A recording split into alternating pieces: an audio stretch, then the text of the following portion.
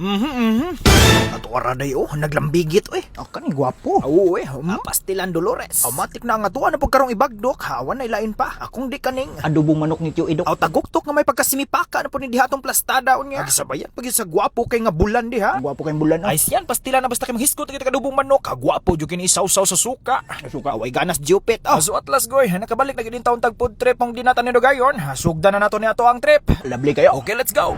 So goy, sa mayong gabi o gabi naman gani sa yung takna ron diha. Mastag daw saging goy. Okay, goy, igo pud maluto na diha tong putahe. Modalikyat sa tagpanghuwag saging dire. Saging ba dahon saging guro. Ay siya na basta kini saging. Ayun ta maglalis diha kay murag nga upaw na biyan dire. Hurot-hurot naman dahon saging diri tungos bagyo. Dito bi. Nanabi pas prokopyo. Akaroha. Mati ka klaro na goy nga. Ato ara lan.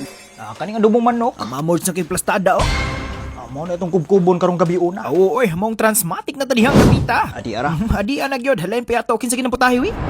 Adobong manok ni Tio Idok. Ay pastil lang tanon ako maon pon diri sa tumbaha o mo palagot to. Matik na hasog da na to ning tok-tok. Pangagdapan. Amani hapon ta goy. Patuog gyud best jupit Gwapo kayong bulan Okay, para sa tong bagong plastada, hasuwayan ko na tong silent mode gamay diri goy para mas mabati gini tong pagsima-sima ba.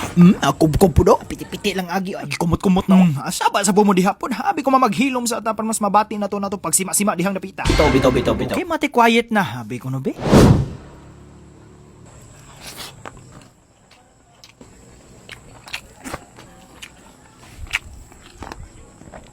Nunot kistanan goy gamay sa bawa. Muni gwapo.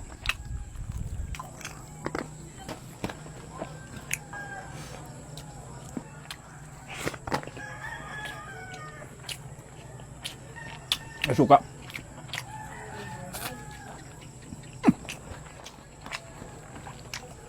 Isa mo ito kapiti